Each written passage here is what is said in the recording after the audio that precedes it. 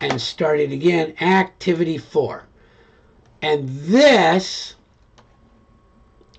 is where you'll see the actual project proposal. This is our project proposal. It should be that you can all make comments. So let's see what it asks us to do.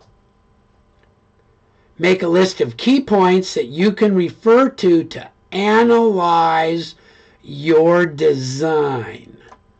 So there's a ton of information in here, and only some of it applies to, I can check my design and make sure it meets it.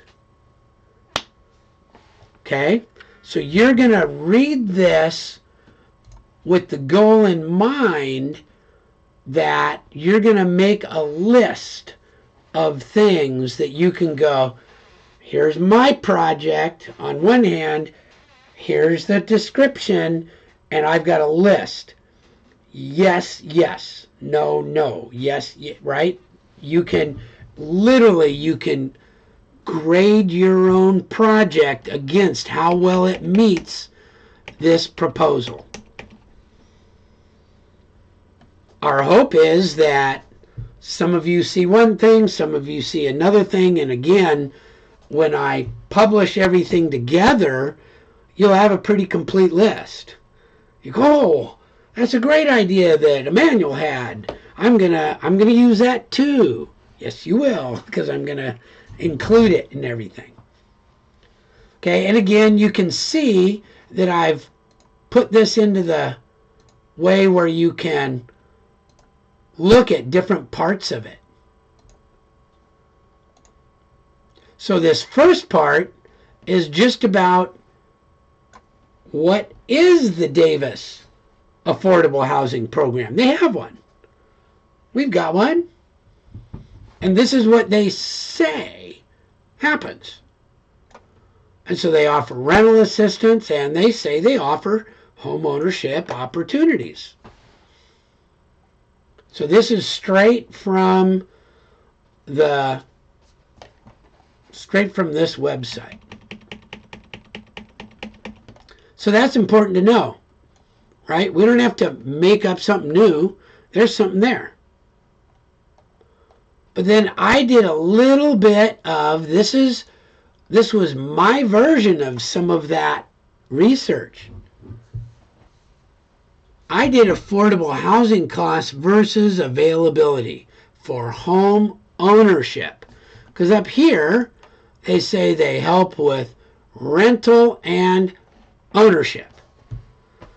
And I have some extra background knowledge that says the Davis Joint Unified School District is having a terrible time recruiting teachers because they can't afford to live here.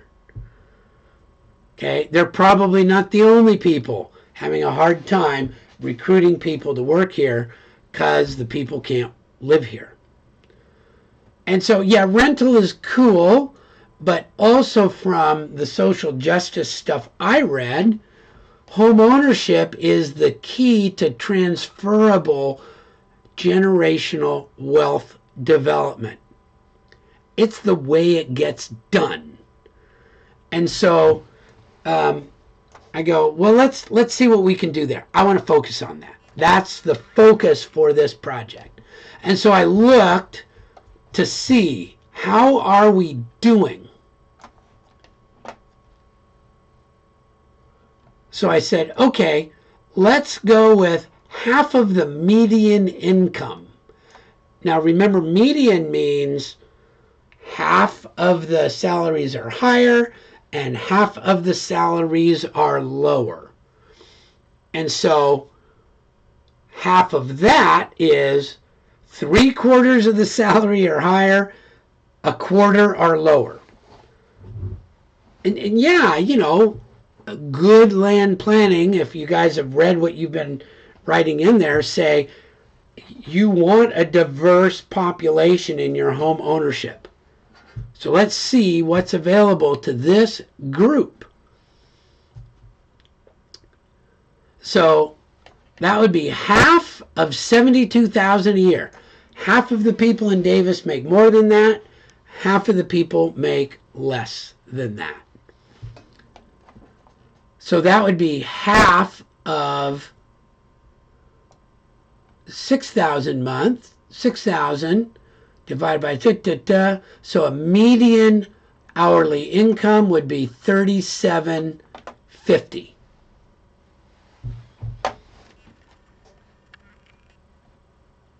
Okay, so that's 6,000 a month. Whew, that's a lot. 80% of that. So I went with,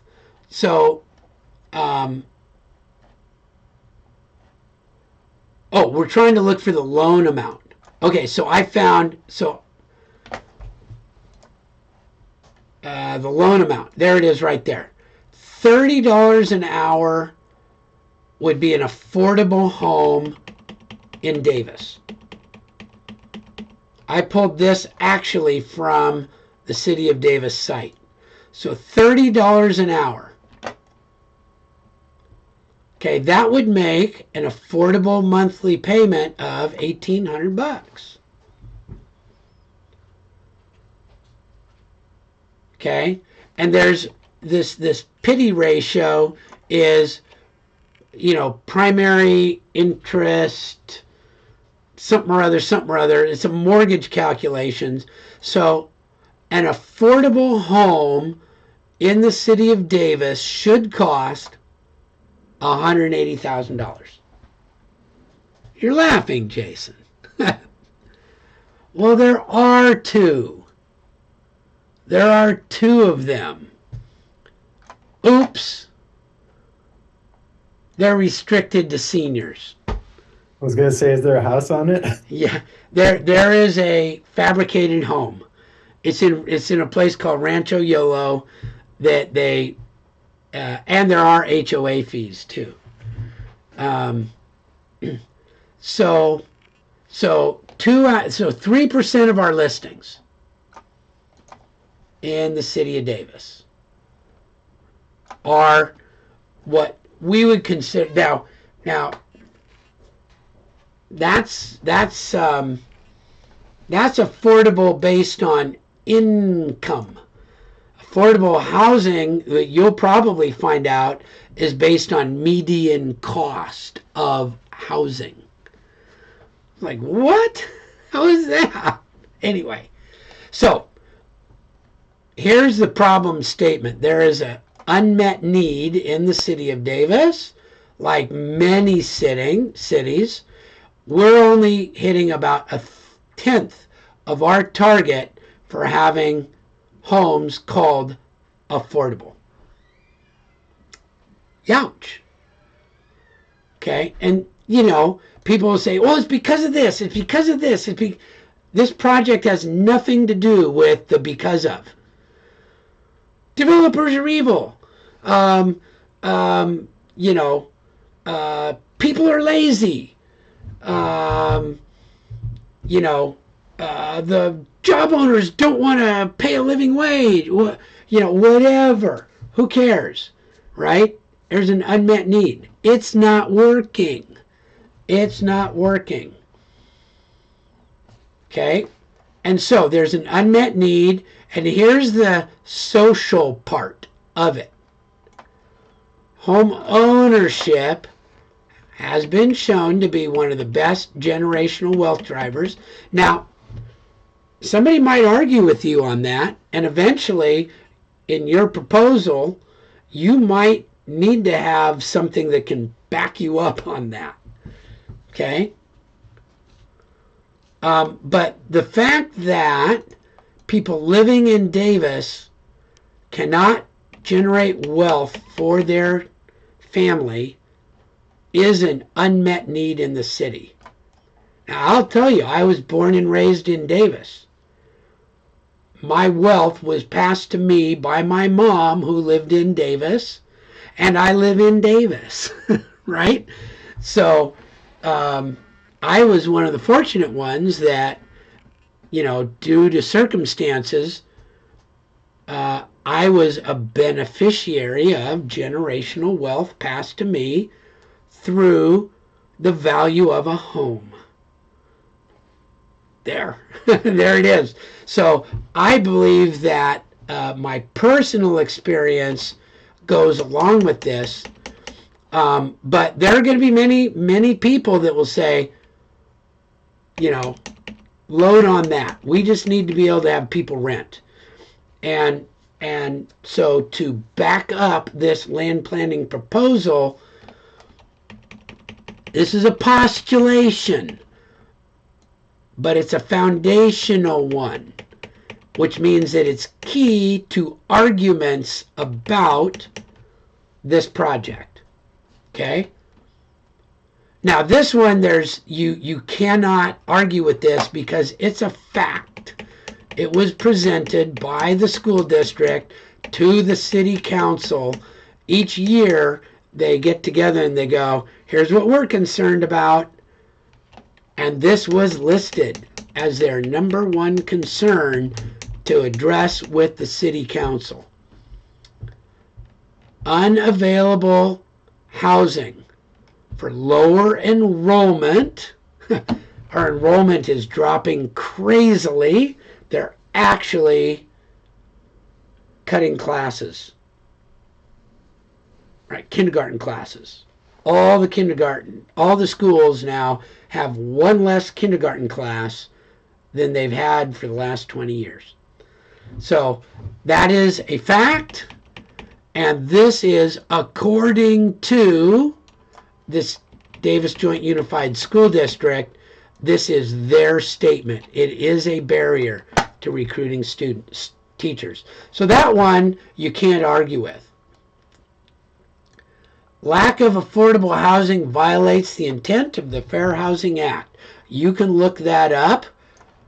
That is a fact. As a matter of fact, the city of Davis went a year and a half in what's called Builder's Remedy. You can look that up. Builder's Remedy, where our planning department could not reject any housing development that included the state's quantity of affordable housing. They could not do it because we are out of compliance. We have no plan. Now we have a plan, and because we were on Builder's Remedy, we have to show that we're meeting that plan every year, or we go back into Builder's Remedy. So, yeah, and we're not the only city, by the way. Okay, so this one is just a statement. You might have to back it up. These two are facts, but even if you just go by these two, the city of Davis has an important unmet need for affordable housing. And this is true, but I'd have to back it up. It exists despite having a program in place. You saw it up at the top, to encourage developers to include a significant portion of affordable housing units in their proposals. Okay, so we have a system in place. It's still a problem. That is defined as a systemic problem. Our system is not creating the solution. So we can't rely on the system. Many people will go, good. That extra government stuff, if we would just get rid of that and lower the taxes, more people would blah. So there are alternate solutions proposed constantly. And this is not that this solution is better. It's not that it's worse. It's not that it's anything. We now have somebody proposing something. Okay? And this is based on my experience with helping some people build Habitat for Humanity houses about 15 years ago, and I saw what it did. 3 kids, college graduates, one's got a master's degree, 2 have a master's degree. One is a bigwig at Sunrun, all doing well. Just amazing. And this was donated land from the city in a horrible location, right at the bottom of an overpass, blah, blah, blah. Habitats for Humanities came in and took it off the city's hands and did a thing. Built small houses. Now, those were for small families. Okay, but so what we're doing is an additional method, an additional means, and this is the key. Citizens who are fully employed but make only twice minimum wage as their primary income. So we're basing it on income. That's different. It's not different than the Habitat for Humanities, but it's different than most programs to base it on income. So this is a weird thing from that point of view. Right now, that would be approximately $30 an hour. If you have voted or signed up to vote or have seen your ballot, you know that there is a proposition to change that. It might be $34 an hour. It might be something else. Okay? And if that's the case, this home would have to be affordable at $180,000. So now, there is a group from Design 320 working furiously on this. They've just completed the major portion of their work, and they have come up with designs where this is, in today, a possibility. It's possible. And they've done it according to this. Public commons land that already has utilities on it. There's sewer, because that's the expensive part, folks. Right? You know, the city of Sacramento wants to put in this big camp at a corporation yard they used to have. It's going to cost them $6 million to put in the system to get rid of poo and pee and to have electricity, let alone data, right? And clean water. That's the expensive part. It's the key that people don't really know about too much. Okay? And so this project is to identify a site in Davis, which we've done. There are more of them, by the way. I take my dog for a walk and I go, there's one, there's one, there's one. You know, you just have to look for a sewer hole, and you have to look for a light post, and you have to look for a drinking fountain. There, you've got sewer, water, and electricity. And so we found those. This part of it, you're going to have to, this is the part where your proposal is going to be key. So you've got to figure out how to write this up. The city maintains ownership of the property. That's sort of like an HOA and condominiums where the HOA owns it, right? So it's similar to a condominium. There are other places in Davis where this does exist, by the way. So this is not brand new for the city of Davis. Utilities are brought to within 50 feet of each new building pad. That way that cost to get to the utility for each owner is minimized. It can be done in there. Resale restrictions. So they own the building. The owner owns the building. They just don't own the site. But just like a condominium, you can sell your condominium. You just don't own the land. There are even condominiums where you don't own the walls and the roof. You just own what's inside. They have those in Davis too. Okay? I used to live in one of them, by the way. So this is called CC&R, Conditions, Covenants, and Restrictions. Resale price has to keep that 2 times minimum wage at time of resale. So this puts a damper a little bit on the ability to extract generational wealth, but we expect it would at least still go up more than a rental, right? And you're probably getting equity as you make your house payments. So there is some wealth generation, just not as much as maybe could be if you did something else. Owners have a 4-foot easement. In other words, they've got 4 foot around the place that they take care of. People can't just wander up and peek in your window and stuff like that. Okay? And then there's the ability to expand a certain amount. Okay? 150%, 110%, 120. Oh gosh, now we've got a kid and we need another room. Can't afford a big play. What do you do? Okay? Here's a cool thing. The land, except for this easement, is still cared for by Public Works. Their lawnmower goes through, their watering system goes through, they take care of trees once every 7 years. And so except for in this area, the scope for the city of Davis is to find 10 units per year until 150 have been built out. This is small scale.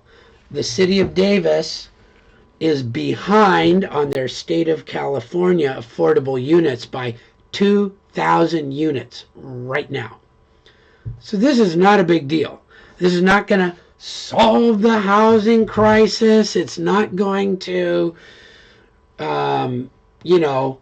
solve drug addiction. It's not going to solve anything unless you're one of these people, one of these small number of people.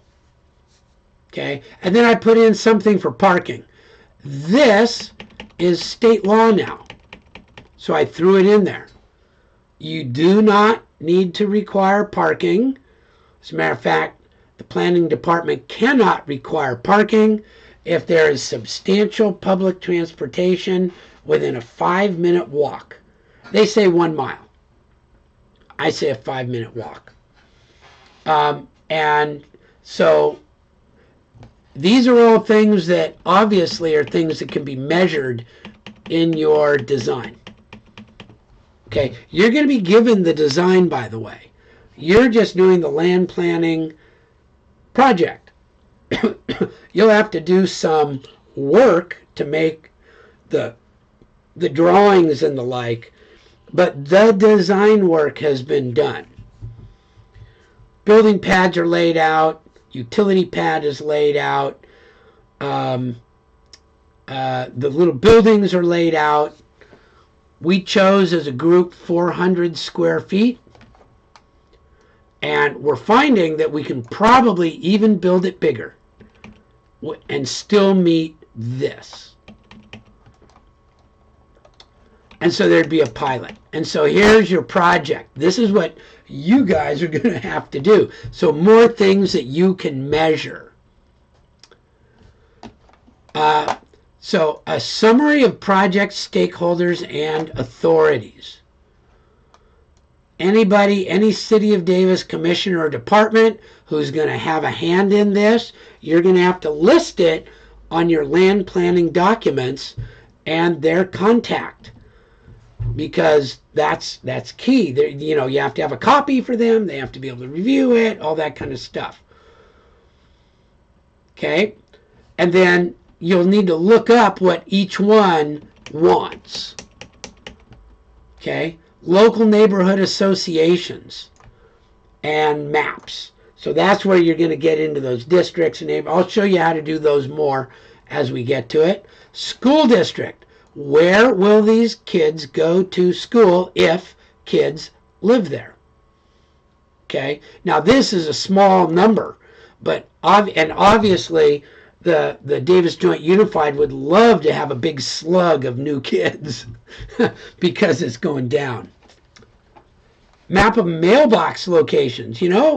Postal Service has a stake in this too, right? They're going to have to deliver somehow. Where are they going to park? How much extra time is this going to take them? Are they going to put up one of those little mailboxes? Who knows what that's going to be. And then who are the utility providers? Power and data, garbage and water. Gas is not included. Okay, the state of California is discouraging developments to use natural gas. So this is just a report. This is a report, plain and simple. A document that's going to have this information in it. This is a drawing set. Cover, existing, demolition and stormwater pollution. What are you going to have to dig up? And how are you going to keep that from polluting our waterways? What's there right now? And what's new in utilities? Design feature sheet, just like, here's my picture and here's this. This is where you're going to talk about, square foot and this and that and the other thing. You are going to have to put details in. I'll show you how to do that. And you are going to have to put schedules in. These all come out of the design file. You're just going to be more like a CAD assistant. So very entry-level CAD work that you're going to do to put this, sort of like, your developer boss goes, okay, Emmanuel, get this done. We need to get this over to the planning department in a week. Okay. And away you go. You don't have to have a ton of experience. Okay. And then the last thing, this is all useless if we don't meet some of these goals. So you're going to have to do your project cost estimates. And I've got little sort of templates for you to work on as we go so that you can look at that. Okay, that's going to be a land planning package. And if you ever need to say, wow, I'll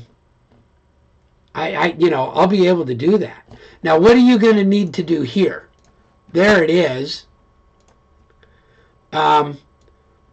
Maybe put that in there and just make your own list or throw it into a chatbot, but make that list that you're going to analyze your work against.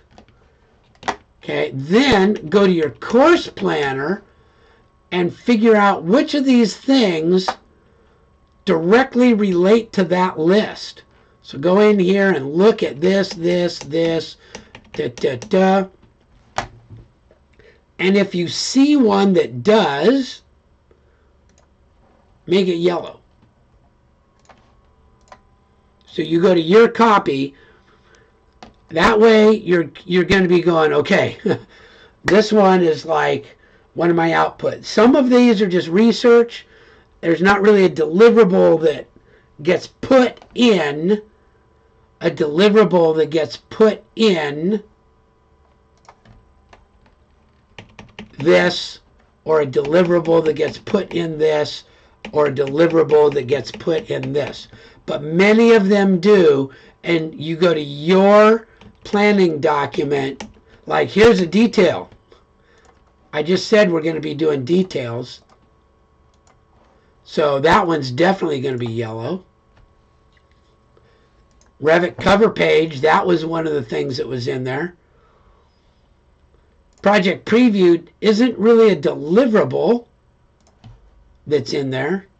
The City of Davis research doc probably will be, because you're going to start looking at, I'm going to tell you, you're going to start adding stakeholders to that. You're just getting a little starting point. Okay, so, and this is just for your reference, so that as you're going through, this project and getting your final presentation, your project development plan, you'll have, you'll be able to go, yep, got all those done. Cool? So there. This is why this is a 9-hour class. It's like, now each of those might take you an hour, maybe an hour and a half, hopefully. On Thursday, I'm going to do the Revit stuff. So we're not going to go over this stuff again. I'm going to go right to the Revit project plan. And you guys can open up, and work right along with me. I'll do a demo and then say, okay, if you want to work now, go ahead and work for a while. Okay, so that's what's going to come up there. That's on Wednesday.